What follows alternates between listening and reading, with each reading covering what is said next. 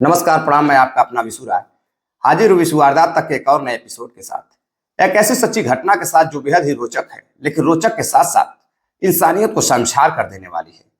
जो भी इस घटना को सुनता वो हैरान रहता, उसे यकीन नहीं होता कि वाकई में हमारे समाज में ऐसे लोग भी पड़े हुए हैं जो अपने हवस की भूख को मिटाने के लिए झूठे वादे करते हैं और नई नई तरकीबें अपनाते हैं, और बाद में लड़की की सारी इज्जत लूटने के बाद जब लड़की बर्बाद हो जाती है तो लोग उसे छोड़ देते हैं। दरअसल कहानी आज एक ऐसे ही लड़के और लड़की की है। जो सच्ची घटना है, यह घटना है उत्तर प्रदेश के देवरिया जिले की। देवरिया की रहने वाली एक लड़की जिसका नाम है रंजना। रंजना बेहद ही खूबसूरत रहती है और बचपन से ही पढ़ने लिखने में और खेल कूद में बेहद ही तेज तर्रार रहती है। अब उसके घर एक दिन कोई मामला आ जाता है देहाती पटदारी में, तो पुलिस बुलाई जाती है। लड़की थोड़ी छोटी रहती है और जब पुलिस आती है तो उसके माता पिता के साथ अजीब तरीके से पेश आती है। अब लड़की को बुरा लग जाता है। अब लड़की माँ से कहती है कि माँ, मुझे भी पुलिस में जाना है, मुझे भी पुलिस बनना है, और ऐसे पुलिस वालों जो इस तरह की बात करते हैं, ऐसे पुलिस वालों को सबक सिखाना है। तो माँ कहती है कि बेटा, इसके लिए तुम्हें अच्छी खासी तैयारी करनी पड़ेगी और पुलिस बनने के लिए भी भाग दौड़ करनी पड़ती है। लड़की कहती है मां, मैं कर लूंगी। अब लड़की जैसे ही उसका ग्रेजुएशन कंप्लीट होता है वह गोरखपुर चली जाती है। गोरखपुर जाने के बाद अब वह एक कोचिंग में एडमिशन लेती है, तैयारी करती है, पढ़ाई लिखाई करती है, और साथ ही में कुछ बच्चों को कोचिंग भी यानी कि ट्यूशन भी पढ़ाया करती थी। अब उत्तर प्रदेश में पुलिस की भर्ती आती है और पुलिस की भर्ती में वह फॉर्म फिल करती है और कुछ ही दिनों बाद एग्जाम होता है। एग्जाम में वह पास हो जाती है, रनिंग भी निकल जाती है और सब कुछ उसका कंप्लीट हो जाता है। अब वो अपने गांव देवरिया जिले में एक क्षेत्र में उसका घर था, वहां पहुंचती है। जब घर पे अपने माता पिता के साथ थी तभी रिजल्ट आता है और एक लड़का जो उसका काफी अच्छा दोस्त रहता है वो फोन करके बताता है कि रंजना, आज पुलिस का रिजल्ट आया है। रंजना जब रिजल्ट देखती है तो कहती है कि मेरा भी सिलेक्शन हो गया है, अब मैं पुलिस बन गई हूं। घर वाले बेहद खुश होते हैं कि चलो लड़की का सपना साकार हो गया। माता पिता मोहल्ले में मिठाइयां भी बांटते हैं, लोग बधाइयां भी देते हैं रंजना को कि मोहल्ले की एक लड़की जो कि तेज तर्रार थी और पुलिस में हो गई है। अब पुलिस में होने के बाद वो ट्रेनिंग पर जाती है और ट्रेनिंग कंप्लीट होने के बाद अब उसकी पोस्टिंग आजमगढ़ के एक क्षेत्र में होती है। इसी बीच जब वह अपना ड्यूटी निभाते हुए जब कुछ समय बीत जाता है तो वह घर पर छुट्टी लेकर जाती है। जब छुट्टी लेकर जाती है तो एक लड़के से उसकी रास्ते में मुलाकात होती है। रास्ते में जब मुलाकात होती है, उससे बातचीत करती है तो लड़का बताता है कि वह दरोगा बन चुका है और वह ट्रेनिंग पर जाने वाला है। अब लड़की और लड़के में बातचीत होती है, दोनों एक ही सीट पर बैठे रहते हैं और जब बातचीत होती है तो बातचीत करते करते दोनों की काफी अच्छी दोस्ती हो जाती है। लड़का लड़की के बारे में पूछता है तो लड़की बताती है कि वह देवरिया जिले की रहने वाली है और वह पुलिस कांस्टेबल है और उसकी पोस्टिंग आजमगढ़ में हुई है। अब लड़का भी बेहद खुश रहता है कि लड़की पुलिस में है और काफी अच्छे खासे पैसे कमा रही है, यानी कि कहने का मतलब यह है कि उसके पास रोजगार है। अब दोनों बातचीत करने लगते हैं तो लड़की को लड़का पसंद आ जाता है। लड़का भी लड़की को पसंद करने लगता है और लड़के का नाम अंकित सिंह रहता है। अंकित सिंह भी बेहद ही सुंदर सुडौल शरीर का रहता है। अब लड़की लड़के से फोन नंबर दोनों एक दूसरे से आदान प्रदान करते हैं, बातचीत करते रहते हैं तो दोनों की दोस्ती हो जाती है। दोनों की दोस्ती इतनी गहरी हो जाती है कि अब आए दिन दोनों फोन पर बातें करने लगते हैं। अब लड़की तरह तरह के सपने लड़के को लेकर सजोने लगती है कि लड़का दरोगा बन चुका है, ट्रेनिंग में जाने वाला है और ट्रेनिंग जैसे ही कंप्लीट होगी, अगर लड़का उससे बेहद मोहब्बत करता होगा तो वह शादी कर लेगा। अब बातचीत में करते करते दोनों एक दिन एक दूसरे को चाहने लगते हैं और फिर लड़का किसी काम से लखनऊ जा रहा होता है तो रास्ते में आजमगढ़ रुकता है। लड़की को फोन करता है और लड़की से मिलने चला आता है। लड़की से मिलता है, लड़की भी समय निकाल कर मिलने जाती है। दोनों एक दूसरे से बैठकर बातचीत करते हैं। फिर लड़का लखनऊ चला जाता है, लड़की लखनऊ चली जाती है। फोन पर ही दोनों आपस में बातचीत करते करते दोनों एक दूसरे को प्रपोज कर देते हैं। लड़का भी लड़की से बेहद मोहब्बत करने लगा था और लड़की भी लड़के से मोहब्बत करने लगी थी। इसी बीच एक दिन बातचीत होती है तो लड़का बताता है कि ट्रेनिंग की डेट आ गई है, अब मैं ट्रेनिंग पर जा रहा हूँ। लड़की बेहद खुश होती है, कहती है चलो अच्छा है। अब लड़का लड़की को फोन करके बुलाता है, कहता है मैं तुमसे मिलना चाहता हूँ। अब ट्रेनिंग पर जाने से पहले लड़की भी मिलना चाहती थी तो लड़का कहता है ट्रेनिंग पर जाऊंगा, पता नहीं छुट्टी मिलेगी या भी ना मिले, तो मैं चाहता हूं कि एक बार तुमसे मिल लूं। अब लड़का एक जगह कमरा लेता है, कमरा लेने के बाद लड़की को बुलाता है, लड़की से मिलने जाता है और लड़की के साथ मिलकर दोनों बातचीत करने लगते हैं। बातचीत करते करते दोनों ऐसे आगोश में खो जाते हैं कि दोनों एक दूसरे के साथ इस तरह से रोमांटिक हो जाते हैं कि दोनों एक दूसरे को रोक नहीं पाते हैं। और जो लड़का रहता है वह लड़की के साथ शारीरिक संबंध बनाने लगता है। अब शारीरिक संबंधों का दौर शुरू हो चुका था। लड़का अगले दिन अपने ट्रेनिंग पर निकल जाता है और लड़की अपने ड्यूटी करने लगती है आजमगढ़ में। अब धीरे धीरे दोनों पर जब भी लड़के को ट्रेनिंग से समय मिलती, फुर्सत मिलती, तो अपनी प्रेमिका रंजना से बातचीत करने लगता है। रंजना भी बातचीत करती, बातचीत करते करते बात इतनी आगे बढ़ जाती है कि अब इन दोनों के बीच कई बार शारीरिक संबंध बनते हैं। इसी बीच लड़का कहता है कि अब मैं तुमसे शादी करना चाहता हूं।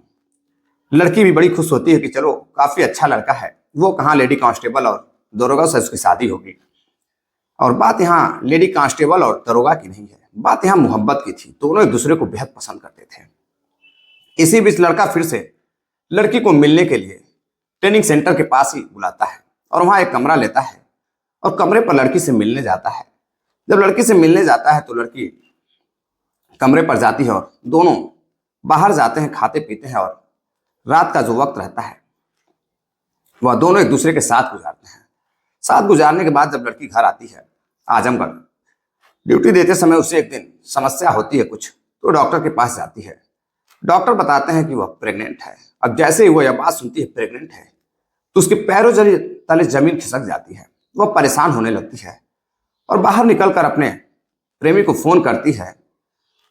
प्रेमी को फोन करने के बाद अब उससे बातचीत करती है तो बताती है कि मैं तुम्हारे बच्चे की मां बनने वाली हूं, मैं प्रेग्नेंट हूं।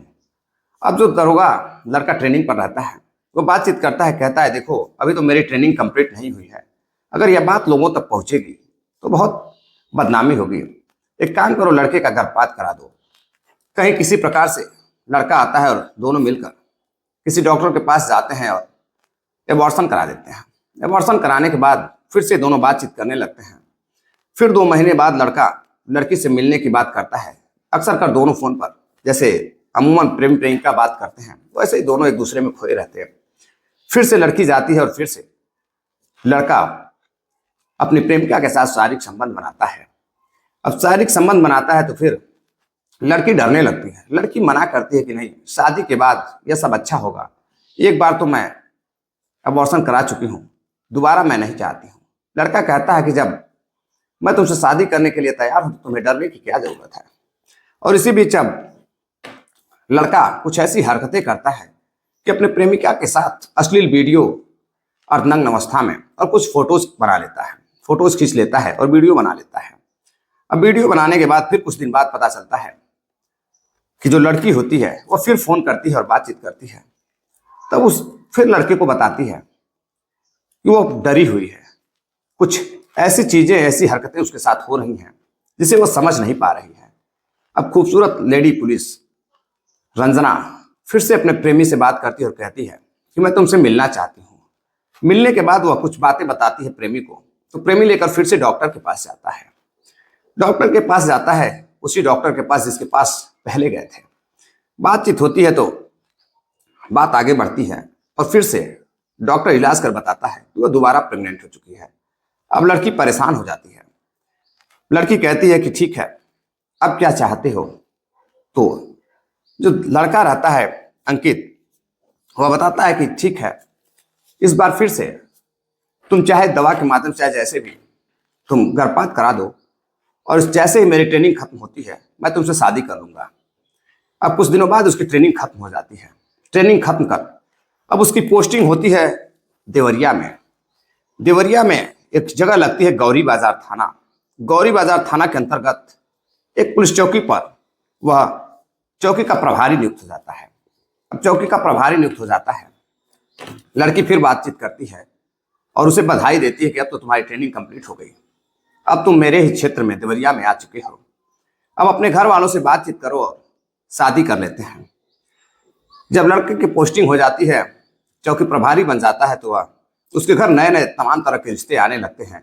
कोई 10 लाख देता, कोई 20 लाख देता, कोई गाड़ियां देता तो कोई कुछ भी देता।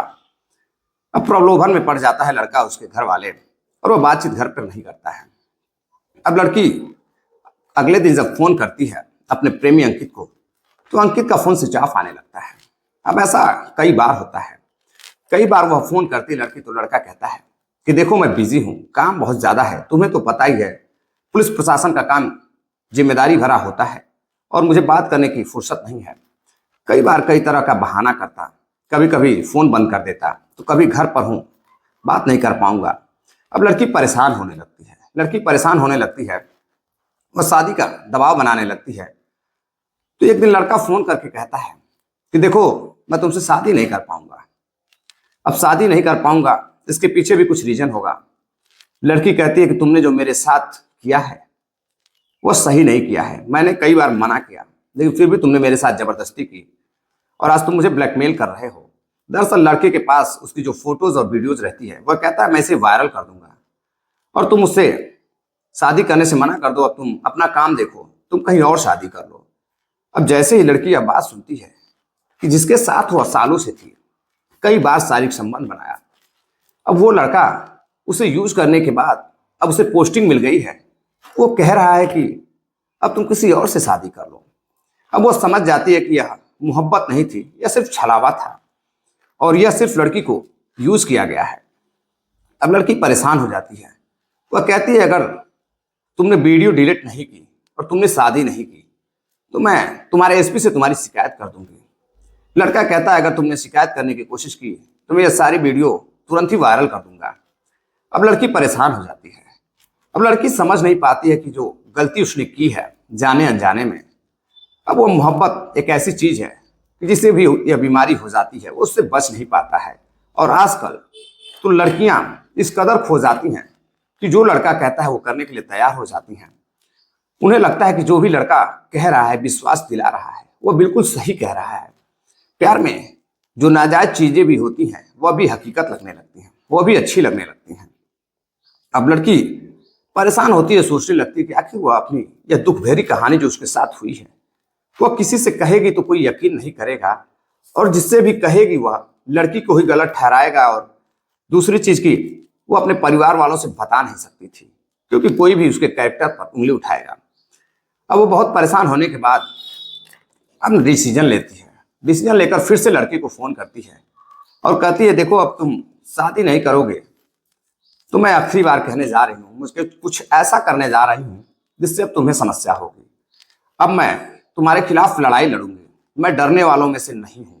जो मेरे साथ हुआ मैं नहीं चाहती किसी और के साथ तुम करो। अब लड़का कहता है कि तुम कुछ नहीं कर सकती हो, तुम्हारे बस की बात नहीं है, ये तुम्हारी जो अश्लील वीडियो पड़ी है तुम खुद देख लो, मैं भेज रहा हूँ। लड़का अश्लील वीडियो भेजता है। लड़की देखते ही परेशान हो जाती है। लड़की सोचती है अब करे तो करे क्या करे, माँ बाप से कहेगी या रिश्तेदारों से कहेगी, कोई उसका साथ नहीं देगा। अब उस हिम्मत जुटाती है और अपनी लड़ाई खुद लड़ती है जो मोहब्बत में उसके साथ गलत हुआ था। लड़की पहुंचती है देवरिया पुलिस अधीक्षक के पास। पुलिस अधीक्षक साहब को जाकर वह सारी बात बताती है। पुलिस अधीक्षक साहब काफी तेज तर्रार व्यक्ति रहते हैं।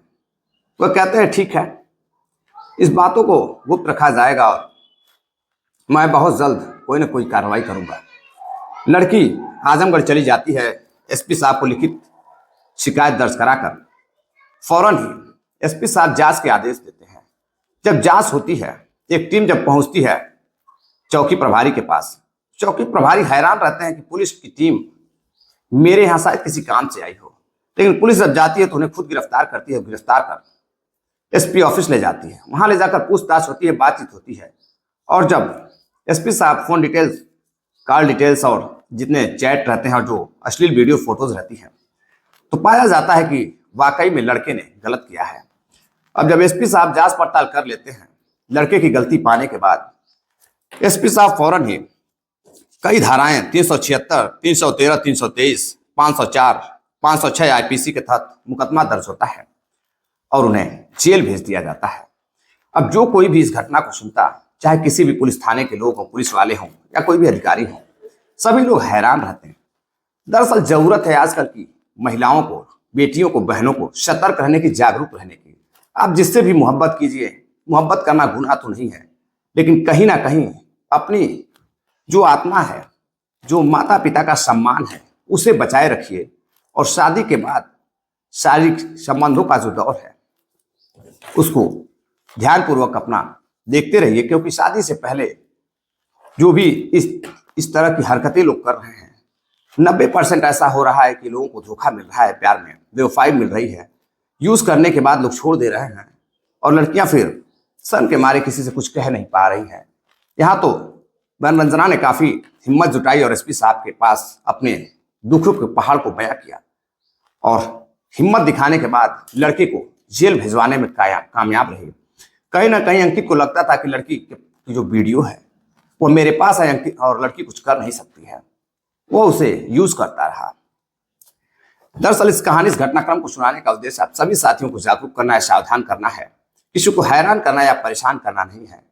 बहुत सारे हमारे परिवार में ऐसे सदस्य हैं जो बहुत ही अच्छा कमेंट करते हैं और कुछ लोग ऐसे भी हैं जो बुरे भले कमेंट करते हैं और वो कहते हैं कि आपकी कहानी का साक्ष्य क्या है, आप हमें साक्ष्य दीजिए। मैं उन्हें बता दूं कि इस चैनल पर आप सभी के प्यार सपोर्ट के बदौलत आज 52-53 हजार लोग जुड़ चुके हैं और वो सभी साथी विश्वास करते हैं, विश्वास के आधार पर ही हमारे चैनल से जुड़े हुए हैं। तो मुझे साक्ष्य देने की जरूरत नहीं है, साक्ष्य आप सभी लोग खुद ही हैं जो इतने प्यारे प्यारे कमेंट करते हैं।